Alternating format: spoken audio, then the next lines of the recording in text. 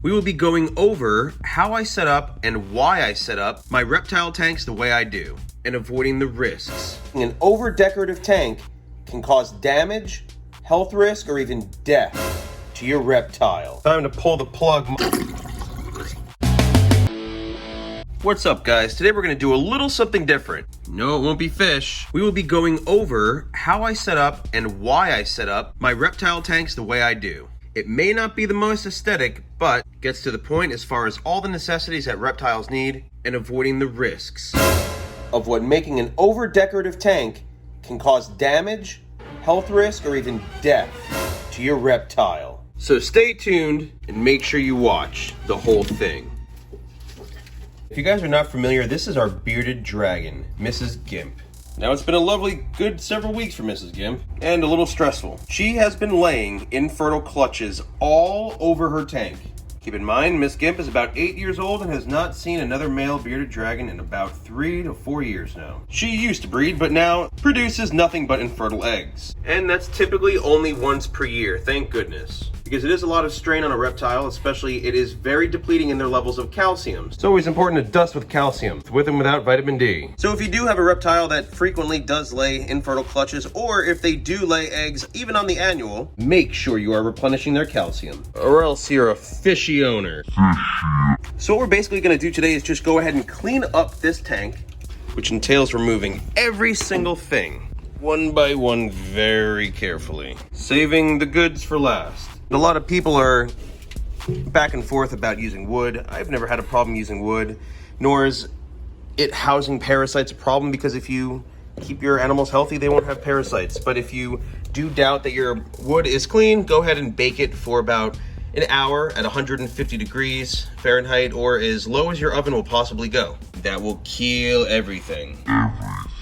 Which also isn't a bad idea, because that aids in prevention of parasites. And on the note of parasites, it is the main reason why I choose to use newspaper as substrate, or bedding if you will. But ironically, that makes this tank substrate free, with no harmful residue or anything that can impact this bearded dragon, which means clogging up its digestive system to the point of death.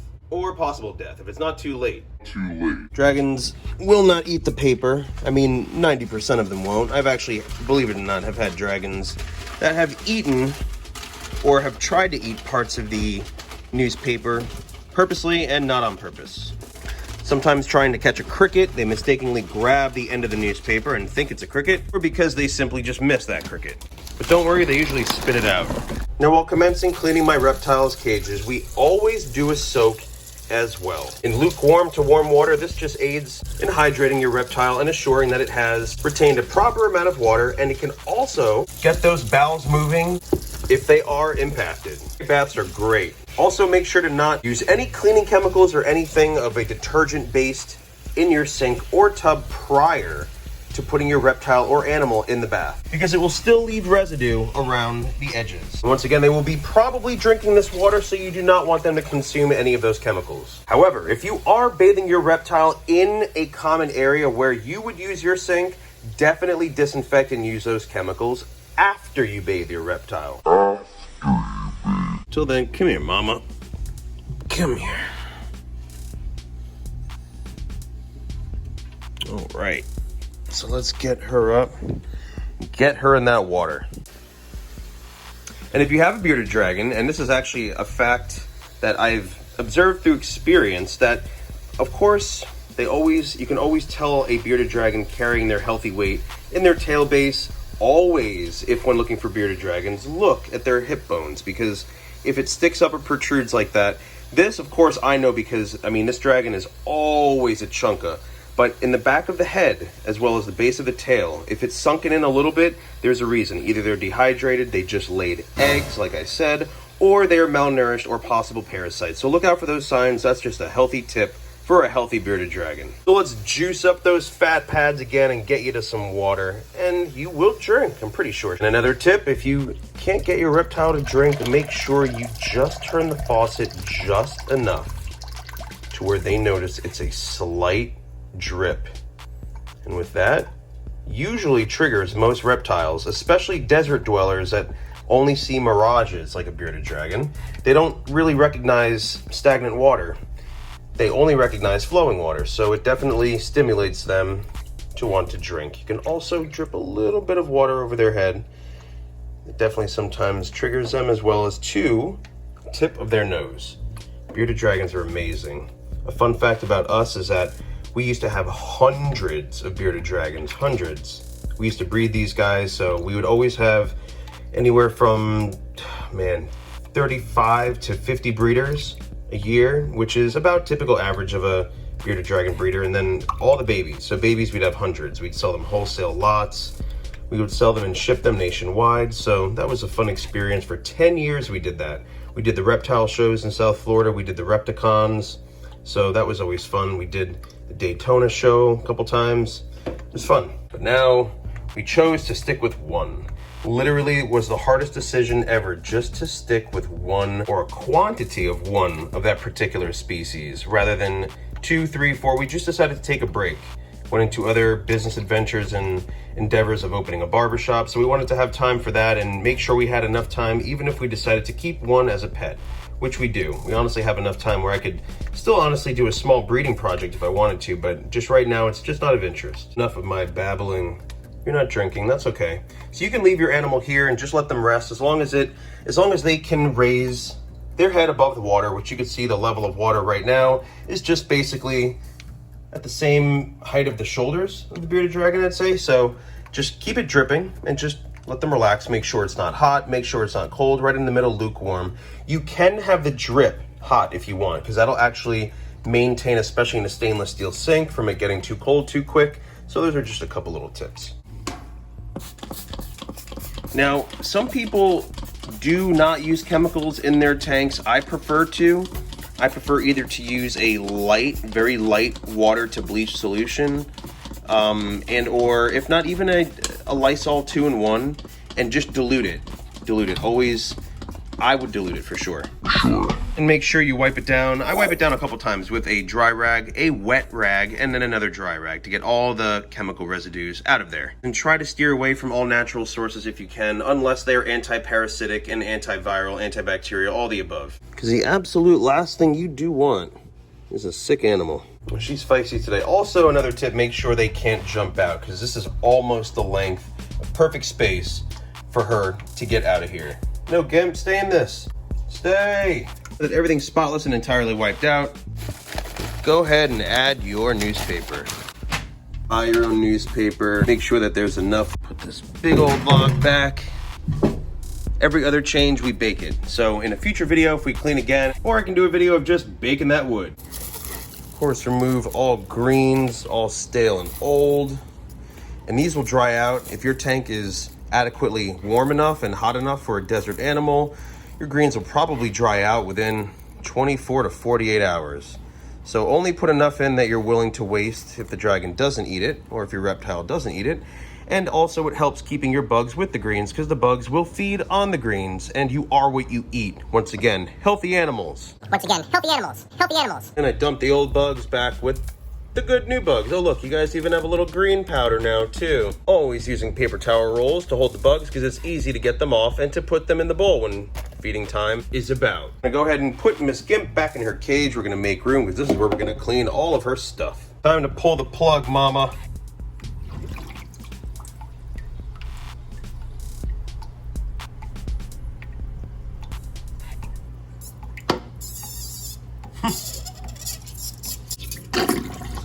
You ready, mama? Come on. That's a good girl. Okie doke. Dry you off real quick.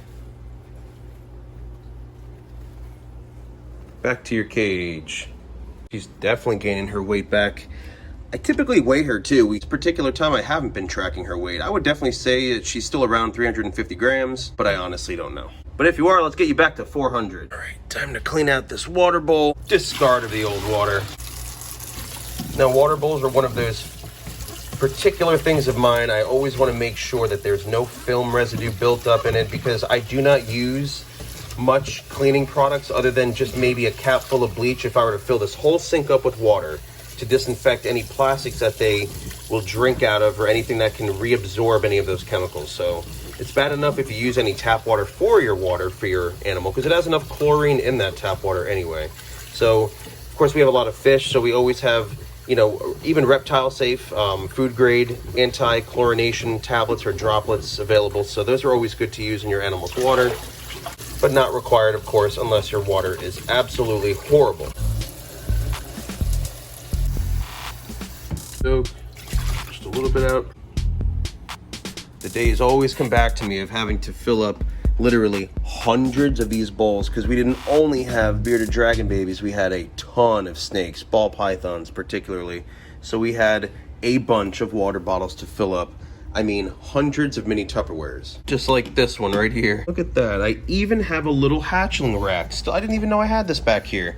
I have a little hatchling rack. Collection of mess of reptile supplies I still have. Same process with the food bowl. And of course, the bigger the animal, but if the tank's big enough, we'll reduce the frequency in which you'll have to clean your tank. But smaller the tank and bigger the animal, you'll have to clean pretty frequent. I clean once to twice a week, depending on how big those poops are. Some weeks can definitely be bigger than others. Clean that out too. That's a kale drawer, only used for her kale. Mustard greens, turnip greens, spinach greens, arugula, bok choy. Goodness, a variety. We always switch it out. I rinse these off like right when I bring them home from the grocery store, so you don't have to rinse them again. We have alkalized water in the fridge, but once again, depends on how much you want to spoil your animal and how crazy you want to get, because of course, I know what it's like to have not just one dragon, but many reptiles or many animals. Children too, goodness. So I know there's a lot of things that can get in the way of wanting to do it 110%. I mean, with one animal, I can do it 110%. But if it's just going to be, you know, gonna eat, you want some? Do you? Is that why you came down? You saw the greens. Figured. Did you want them? Do you want it? Smells fresh. It is fresh. Sometimes you'll let it out of my hand. She'll eat grapes out of my hand, but sometimes when it's greens, it can be a little picky. All right, so we'll put these back. Now, a package of greens like this stays fresh typically for about maybe a week to 10 days. Back in the kale drawer. Just saw her digging. I just saw her digging. Wanted to see if I could get another shot of that so I could show you guys what it's... Is she digging? There you go.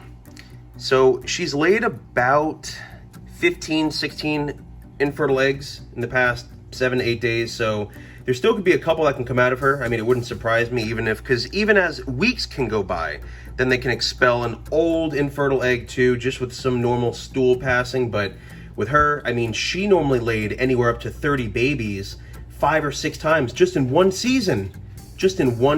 So she's used to laying eggs every year, but sometimes even with these infertile clutches, she will lay a couple eggs.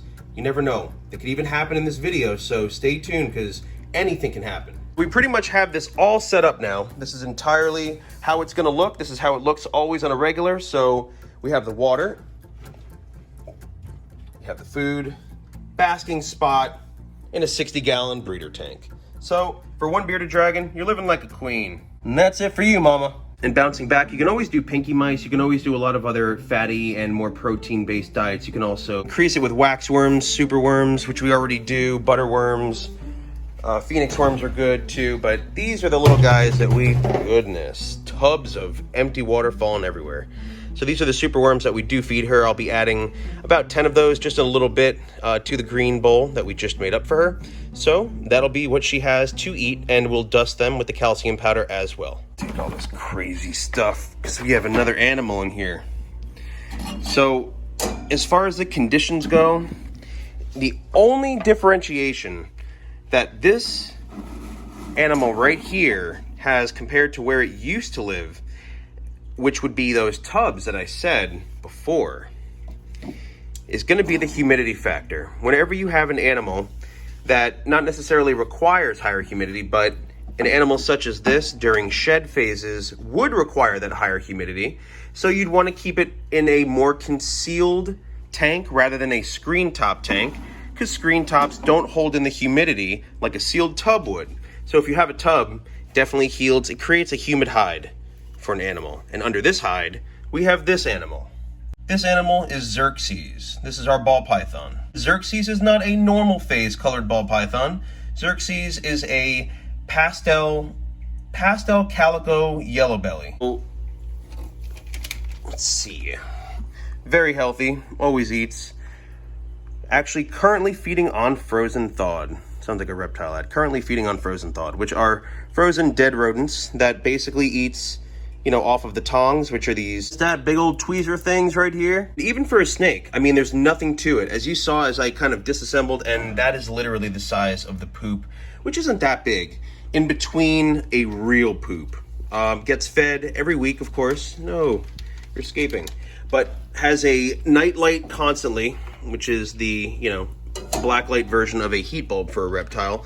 Also with a heat pad underneath, which, you know, is always, you know, once again, a contradictory subject of reptile owners, because if you keep a heat pad underneath a reptile tank, it can still get hot enough if it's not hooked up to a thermostat, which would regulate the heat and kind of make it pulsate. So an animal could burn itself on its belly, more on a heat rock, I think, if plugged in, because the heat rocks are inside the tank. If you have the barrier of glass between the animal and the heat pad, you should be okay. I've never had a problem, especially when there's a layer of newspaper. However, some reptiles like to go under that newspaper. This snake doesn't, so it's kind of just, you know, it all depends, case by case scenario on your animal. And this one I'll just let sit right on my neck the whole time I clean the tank. Xerxes as well gets a soak every other tank cleaning. Cleaned this actually a couple days ago, so he was just recently soaked. Oh, there's a little heat pad, see? It's not big. This is only a 20-gallon long. It's perfect for an adult snake, especially a male ball python, but it's a very small, simple heat pad. Sprayed it, wiped it, and just as another reminder, once again, keeping your animals on not so much of a sand or bark bedding. I mean, we used to keep all of our snakes too on aspen, so I mean, we've done the whole bedding thing, and this route is just way more sterile, and this is way more sanitary for the animal. And of course, we'll avoid many more problems that can arise in the future. Okay. Go ahead and put the logs back, of course, how you had them before. Snake was just crawling into my nose. And that's it. I mean, ball pythons are very simple. Not an arboreal species which likes heights much of any sort, but still do have the branches in there just because they look nice. Very simple, easy setup. So slither down, Xerxes, my friend. Enter your new clean home